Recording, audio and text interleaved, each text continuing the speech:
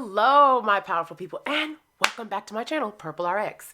It's Renata, your friendly and resourceful PharmD, here to help you navigate this health and wellness world and get the information that you need to find out what works best for you. Because everything is not for everybody, and everybody is not for everything in this vast health and wellness world. I know, I've been MIA. I was supposed to have a regularly scheduled program on Monday, on Wednesday, and I was trying to get my life together. I don't know what it is. I've just been trying to organize and focus and get what I need to get together and just been kind of off schedule. So I got myself got. I just got caught up trying to make sure all my things were in place, all my things were in order, and kind of get back to my regularly scheduled program when I was knocked off the block a little bit during the vid. So today, we are going to do Mineral Mondays, and I'm probably going to post it late, but you're going to get the information that you need this week, because that's what I'm trying to do at the best time I can do. So, Mineral Mondays, we're talking about potassium, and I know you're like, where are with all these minerals? Well, all these minerals are so important and things that your body needs to function properly, like potassium. Potassium is an electrolyte, and it's needed for natural body functions, and they're minerals that can help conduct that electricity that you naturally have in your body, that electrical current, to make your heart beat, to make nerve synapses go. These electrolytes are needed and are necessary in our daily bodily functions. If we ain't got them, our heart won't beat, our muscles may not contract, our nerves are going to be off. That's why you get muscle cramps, because you may not have enough potassium or enough sodium, something like that. There's always something about it, but you can get muscle cramps from just about anything. So potassium, what is it going to help? It's going to help in those nerve functions and in pulses, muscle contraction, even within your heart, helps to regulate it, because your heartbeat is, of course, regulated through pulses and that nerve, that pulse function, that electricity that your body has. So like if your pulse isn't working, one thing is a lot of people get pacemakers if the pace of your heart is improperly working. That electrical current is needed for your heart to do its regular function, which is regulate and move that blood and keep those things flowing and keep you very oxygenated blood going throughout your body to get nutrition and nourishment throughout. So it helps to move nutrients into and out of cells, waste products out, and also helps the kidneys to regulate, helps to regulate the kidneys. They regulate the potassium levels. Excuse me, I could not get it together. So normal and safe ranges for potassium, mostly your doctor will have this. It's not like you'll be like, this is telling me my potassium level. I doubt your Apple Watch does that right now, but I really don't know. I don't have one, so I can't really speak. So your normal safe range is going to be from 3.5 to 5.0 milliequivalents per liter. So that should be the level that's in your blood. Now, what happens? Sometimes in a lot of situations, if we're not balanced, our body reacts and our body shows based off of events our body's going through, things that we don't have, things that we're not feeding it. Like I said, the electrolytes, you may be giving your body water, but your body may need to be replenished with electrolytes. And potassium is one of those electrolytes that you'll find in a lot of those hydration drinks. You'll find it naturally in coconut water and places like that. You find it naturally in things that hydrate you, such as aloe vera and I can't even think of it off the top, pineapple. But you'll also find it in drinks that they've made, like Gatorade, Powerade. All those drinks that try to replenish you, those are going to have potassium, sodium, calcium, those things in it for those impulses and for those electrolytes needed for your body. So when your body's out of balance, maybe you're losing those. What happens? What does it look like? One of them is when your potassium is too low, hypokalemia. It's called hypokalemia. So that is basically from when your blood level is basically from like 3.5 and lower milliequivalents per liter. And it's really low when it gets to 2.5. That is a very dangerous range for your body. And it could come into seizures, death, having to be hospitalized, and things having to be replenished because your potassium levels are so low in the blood. So what does that look like? It looks like a lot of other diseases, because a lot of other diseases, it's nothing that's so distinct that says, I got hypokalemia. This is something where you have to make sure you are in contact with a doctor, you're seeing a physician in a lot of these circumstances, you know to what to replenish in a lot of these circumstances. So symptoms can be look like muscle weakness, cramping, twitches, like muscle twitches or bodily twitches, like your arms, abnormal heart rhythms, and even paralysis. Who wants to be paralyzed because they haven't, or their legs not be working because the muscles can't function because they don't have enough potassium? That's not fun. So, what are causes of this? A lot of times, nausea and vomiting, diarrhea, excessive laxative use, because when you're doing those things, you are losing a lot of electrolytes. When you're sick and you have nausea and vomiting, you have to go get those electrolytes. I know I do. My body needs, my kidneys actually works, my one kidney that I have works so well that it actually helps to move so much out of my system that if I'm drinking water and replenishing my body with water and all of a sudden I've got diarrhea or I'm sick and I'm vomiting, I have to have IV hydration because my body is going so low because I need all of these electrolytes. And sometimes those things are added in. Laxative use, when you use laxatives, you're going to lose a lot of water because it takes a lot of water in order to fill up your bowels in order to relieve them. What does that say? A lot of times when you're feeling constipated, water may be the trick. So causes, those could be like diuretics, using diuretics such as Lasix. A lot of people get on Lasix. That was something that I had to get on. And Lasix makes you excrete excess fluid. And in that fluid, to excrete fluid, you're losing sodium, you're losing potassium, and you're losing water. The only ones that don't lose potassium are going to be potassium sparing diuretics, things like spironolactone. Some people may use spironolactone for acne. Some people may use them for heart failure or in certain situations certain times in those situations. Also, other situations and other things that could cause hypokalemia, which is basically low potassium. You'll see that with adrenal disorders.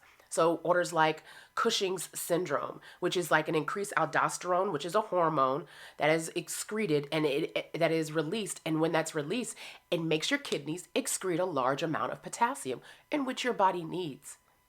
So in those situations, people will most likely get some kind of potassium. Or there's certain drugs that can actually help remove so much potassium from your body. Insulin, albuterol, things like an inhaler. Albuterol, like a fast-acting inhaler, that's something. Terbutaline, but usually that's temporary with terbutaline.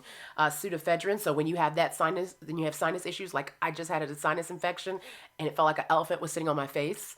So in situations like that, when you're taking Sudafed, a lot of times those electrolytes can be depleted due to the medication you're taking. Even psych meds such as Risperidol or Seroquel, those medications are actually going to cause hypokalemia. So in those situations, what are you trying to do? You need to replenish. If you're taking those meds, helping to drink maybe coconut water or even drinking Gatorade if you need to. Making sure you're hydrated and you're eating the proper foods and making sure you get potassium from so many places, because a lot of foods, fruits, vegetables carry potassium. Meats, they have potassium that we naturally need. So it's kind of hard to have potassium deficiencies. So most of the deficiencies come from an excessive excretion from our body or due to drugs or a disease is most of the time when you'll get low potassium. It doesn't just automatically happen because we're getting a deficient diet. It usually happens because of something that's going on within our body that's irregular or something that we're taking like a drug. So another one, which I'm not going to say is more common, but there's a lot more that affect this, is hyperkalemia. Hyperkalemia is when your potassium levels are high. So they're higher than 5 milliequivalents per liter in your actual blood system. So in your bloodstream, they're higher than that. So when you have a high amount of potassium, there's nothing distinct about that either, because I had high amounts of potassium because my kidney wouldn't get rid of it.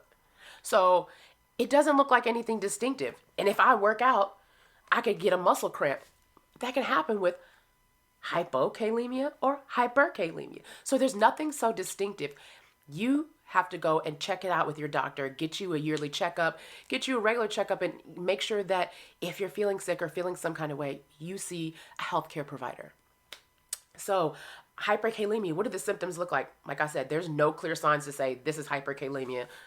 So, you have abdominal pain, diarrhea, nausea, vomiting. You're going to have chest pain, heart palpitations, arrhythmias within your heart. The rhythm of your heart is just being very irregular. Muscle weakness and numbness in your limbs. That sounds like half the other things you could encounter. So it's nothing that's, I know this is hyperkalemia. So this is where we need to distinctly know that, hey, who's most likely to have it? People that are most likely to have it are those people with Addison's disease, alcoholism, because with alcoholism, a lot of the nutrients and vitamins and minerals that you have are being depleted. They're being depleted and they're not being moved all over the blood because the alcohol is taking up all the space. And it's taking up all the room, and all the work is needing to be done to get that out of the body because the body doesn't see that as something that it needs. Burns on a large part of bodies. When people have when people have gotten in fires, they've had large burns on their body, they have to have IV nutrition. They have to have those nutrients and electrolytes replenished back into their body because their body is doing so much work to heal itself from that burn, especially on a large part of your body. People with congestive heart failure. So there's multiple stages, stage 1, 2, 3, and 4. Those people are most likely to have lower potassium levels. So they take a lot of diuretics, even potassium-sparing diuretics. Patients with diabetes, HIV patients, and patients like me, kidney patients. A lot of those, they have hyperkalemia because they get buildup. A lot of it just stays in the system. So nothing's moving because they're trying to, there's a dysfunction, and not a dysfunction, how would I balance within the body. The body is trying to balance something out in some way and is trying to work over here to heal something, and it's putting that work into that and it needs to balance this, so it's not taking time that because it's trying to find a balance. And in finding a balance, sometimes you have to hold this or you have to do that, and that's just how the body is going to work and react. So other causes, it can be done by potassium supplements like Chlorcon and things like that people get, especially with certain diseases or things that doctors may give patients and give it to them for so long and they haven't been back to the doctor, or they haven't really fully monitored that potassium level within their blood. Salt substitutes, so Mrs. Dash, those things that have no salt. Potassium a lot of times is the alternative, and if you're using a lot of those, then you're getting a lot of potassium along with taking maybe drugs, along with maybe having another disease set like congestive heart failure. You're not trying to take so much salt, trying to do a different diet with diabetes or kidney disease, and you give yourself those things, you could end up be giving yourself too much potassium. That's why a lot of times, if you have those diseases or those situations, your doctors should give you a handout to say, these are foods and things you need to minimize. This is a diet basically trying to help you reduce the potassium within your body because maybe it's not removing enough in enough time. Maybe because, like me, my kidneys are failing, so it's not removing enough in enough time. So we need to not use this, not have that. Other things like medications increase the levels. A lot of blood pressure medications like ARBs, like Benicar and Benicar HTZ. If you think about that combo, that with a diuretic, those two things are taking out a lot of potassium or keeping a lot of potassium within the body. But Benicar is keeping it there, and then the thiazide is trying to take it out. So it can bring an imbalance within the body, or the body can go through a little whack. Things like ACE inhibitors, which is kind of very same close class to ARBs, like lisinopril. Your mom, your mother, your grandmother, somebody might take lisinopril, and that can increase the potassium levels within your body, along with spironolactone, because that is known as a potassium-sparing diuretic. And a lot of people use those in acne. Women that have PCOS sometimes are prescribed those medications. Patients also that take NSAIDs or heparin. Patients that take meds that I take, like tacrolimus or cyclosporine, if you've had a kidney transplant or had some kind of solid organ transplant, you most likely are taking tacrolimus, cyclosporine, or you may not be. And those can increase the potassium levels in your blood. propranolol and labetalol, those are also included in increasing the potassium levels. But albuterols are not in that because albuterol decreases the potassium levels. So there are so many things that can cause it, and it's not like you're really going to know. But you do want to know this when your doctor's talking about it, or what you can expect if maybe you incur one of these diseases. So how do they get diagnosed? Most time by your serum blood levels, EKG. Sometimes your EKG, I'll put one up here, your EKG is going to look a little bit awkward. It could be differently sloped. It can show that your heart has an arrhythmia in it. So doctors are able to see this echocardiogram is a little bit off and your potassium levels could be off. So some doctors see it through that way. So how do we replenish the potassium that we need, and where can we find it? And if you are on a diet that restricts your potassium, these are foods that you may need to reduce, stay away from. Or if you need more if you need more potassium, these are foods you may want to encounter. So according to FDA, all the guidelines, 4,700 milligrams of potassium daily is a healthy amount. They've seen that is a range that helps to keep in the normal safe range for your body's blood serum in order to have a certain of those milliequivalents for your blood in your body to be at its best function. Now, nobody's counting potassium. Yes, you can read a label, but how many people are like, I'm counting the milligrams of potassium? A lot of people aren't, because like I said, potassium is in so many foods. So these are foods that are high in potassium: bananas, oranges, cantaloupes, honeydew, grapefruits. Those things are going to be your higher potassium fruits. Now, other ones are medium to low, so you don't have to worry too much about those. But some of those I had to restrict, and a lot of kidney patients are going to have to restrict even before and after grapefruits and cantaloupes, and restrict those, though, and bananas, and restrict those. And if you're deficient, reach for a banana. A banana is great. Cantaloupe. Reaching for a grapefruit or honeydew melon or oranges after a workout is great to replenish you. Things like potatoes, regular and sweet potatoes, are high in potassium. One thing that helped me out, just a little tip, is I couldn't eat potatoes regular or sweet. So like I said, he gave me a Native American cookbook, and in that cookbook they had a recipe where you took the potatoes and you soaked the potatoes in water and something else. I need to find that recipe. I really want to give y'all this tip. And basically it draws all the potassium out and allows you to, after they've soaked for maybe 24 hours, like I think it's 12 to 24 hours, after it's soaked for so long, it draws all the potassium out of the actual potato. You rinse it out, and then you can actually cook it or bake it and maybe boil it for a little bit, and you can eat the potatoes, and it soaks up a lot of the potassium within your system and helps to get it excreted out within your system. So excreted out in your stool. So potatoes, regular, sweet, mushrooms, zucchini, leafy greens, cooked spinach and broccoli. You'll find it in fish like tuna, halibut, cod, trout, rockfish, in beans and legumes, lentils, kidney beans, lima beans. Like I said, salt substitutes, Mrs. Dash, the little Morton's no salt. There are so many ways that you can get potassium, or these are also ways to reduce your potassium, and watch out for these foods if you're taking too much potassium. Your juices like orange juice, tomato juice, apricot juice, grapefruit juice, molasses, nuts, meats, poultry, brown rice, wild rice. Potassium's everywhere. That was probably one of the harder things was to navigate and to reduce, because it was so many places. So it can be a little bit hard and a little daunting.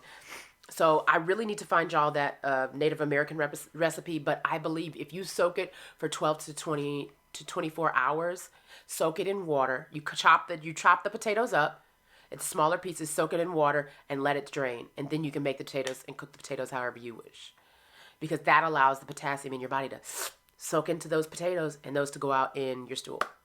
So thank you guys for visiting me once again. Don't forget to like, share, subscribe. If you have any questions, you know what to do. Put them down below. I'm here to answer them. If you need me to look up things for you, navigate this world for you, talk about something that you want to talk about, whether it's skin, hair, nails, your health, I'm here for that. Marijuana, I'm here for that. I'm about to put up Weed Wednesdays as well. So don't think I forgot about Weed Wednesdays. Hemp is the next subject, and we are going to get to that. I love me some hemp because hemp has so many benefits, and it is so great for our bodies and for this earth. So if we don't know, we don't grow. So how are we going to get to where we need to get? And everybody is not for everything, and everything is not for everybody, like I always say. So thank you guys. Thank you for your time. Thank you for your kindness, your love, and your efforts. Thank you.